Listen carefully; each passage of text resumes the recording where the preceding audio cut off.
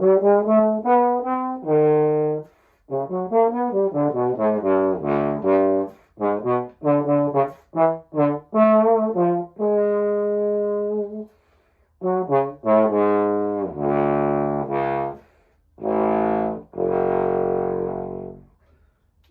All right. Hey YouTube, welcome back to another video. Today we're talking about not one of my Yamahas or one of my Yamabox. Here's one, by the way. Yeah, not the same thing actually. This is another different instrument. For some reason, I have 6 basses again. 6 double valve basses, all of which are in working condition and have their own slides and like too many horns. Anyway, let's talk about the Conn 83H. Some of you are going, what's an 83H? There's a lot of Conn bass trombones out there. Some of us might know 62H.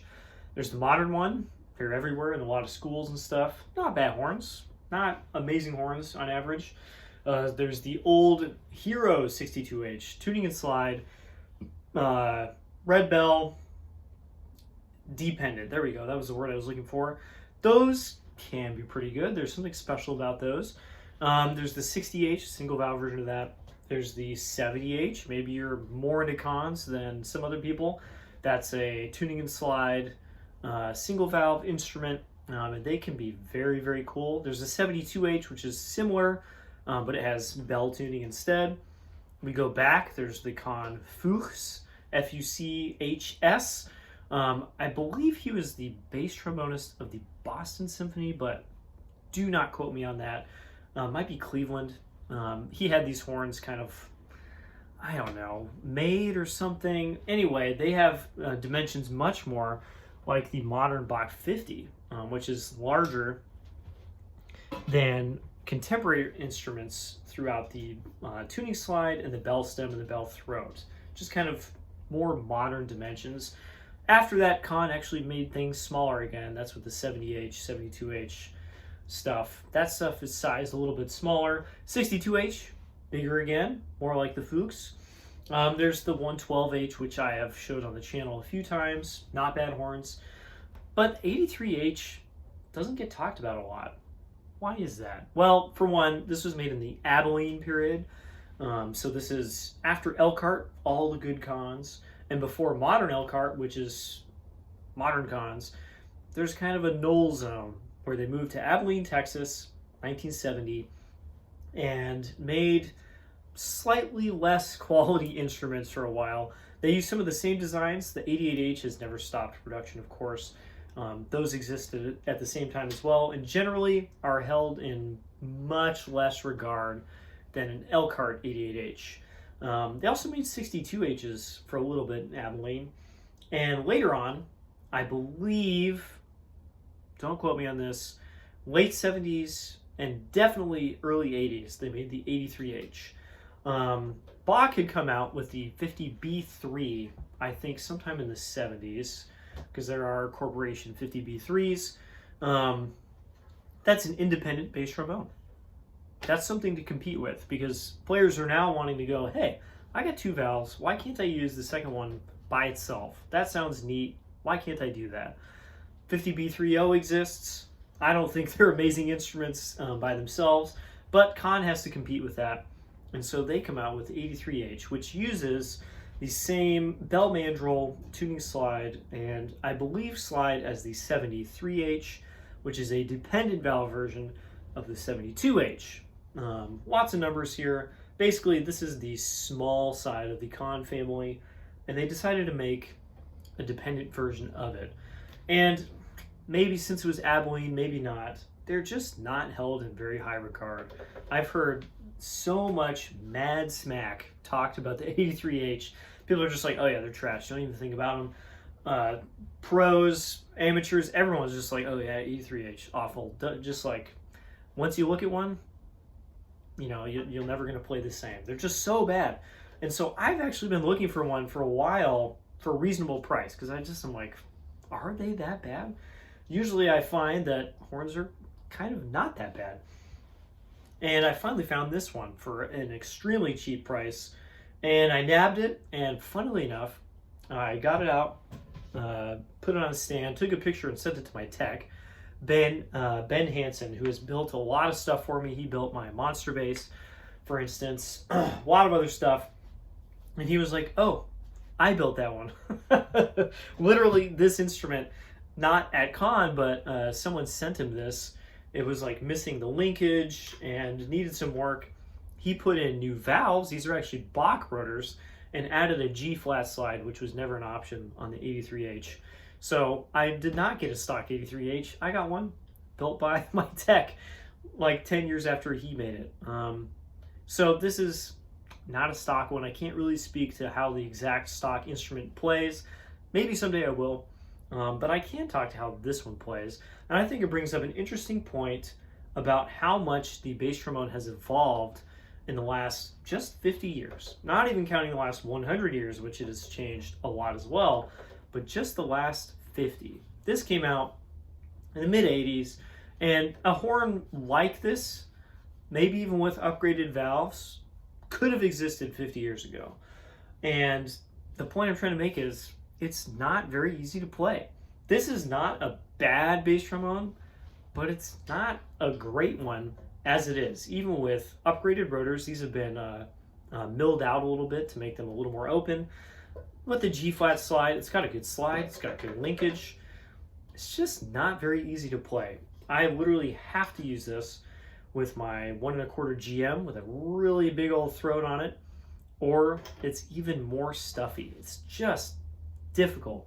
You might have heard I can make it work. I played this harmonic dexterity on it, and I can even make the low range speak and sound pretty good.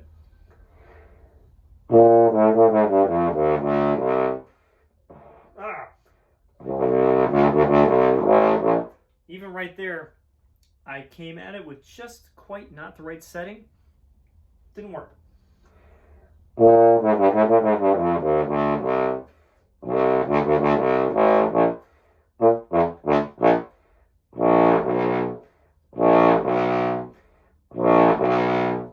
I can play a B on it, and I can even play that B relatively loudly, but just give that a listen on my M&W. Yes, this is going to sound way different, but listen for the response more than the sound. This is obviously built around different stuff, but the valves are the big difference.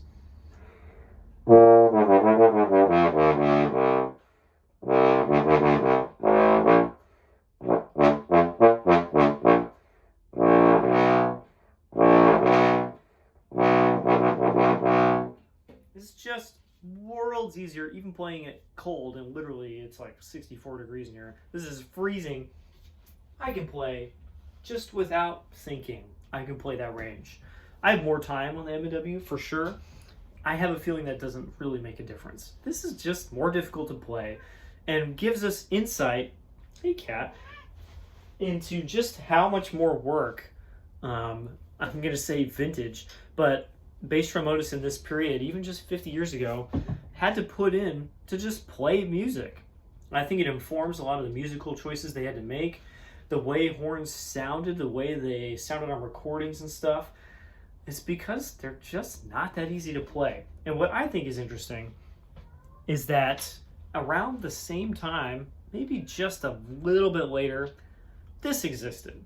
Not with this bell, this is one of my Yamaha box, but this valve section, 8130G valve section from mid, I actually don't know, mid late 80s, early 80s, I have no clue when these were made, but it was around that period, existed at the same time. They look relatively similar. The wraps are not exactly the same.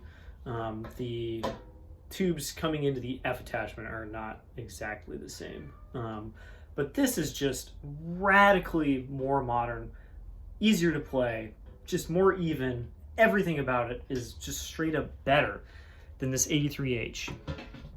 And you could not get one of those Yamahas in the United States until the 613, which came out a little bit later. And they do play great. They're really easy to play. They also don't sound amazing. So there was still a trade-off to be made since you couldn't get the custom Yamahas in the United States.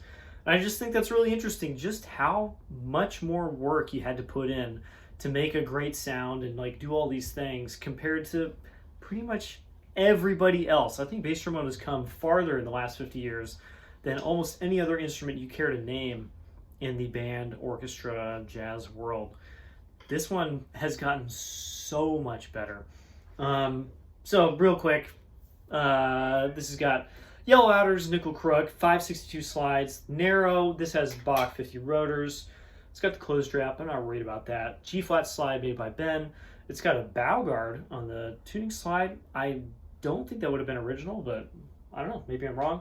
And a red bell, 9.5 inches, small bell throat, and the small stem, tuning slide, etc. Those are the specs on the 83H. What am I going to do with this horn? I honestly don't know. I don't want to used car salesman sell this to somebody and be like, hey, it's a working bass trombone. If someone really wants it, they can buy it. I think I might find some better valves for this again for the third time on this instrument and see how much better it gets. I have a feeling with some like Rotax valves or something, this could be actually really cool. It's just as is, it's not really cool. It kind of sucks. And I just have a feeling, like my Yamaha box, which have been glowed up in a similar way, coming from standard Bach rotors to something so much better, I have a feeling this could be really, really cool with new valves. So, a little talk about the 83H, a little talk about how older bass trombonists really had a harder time of it. And that's all I got time for today. I'll see you all in the next video. Bye-bye.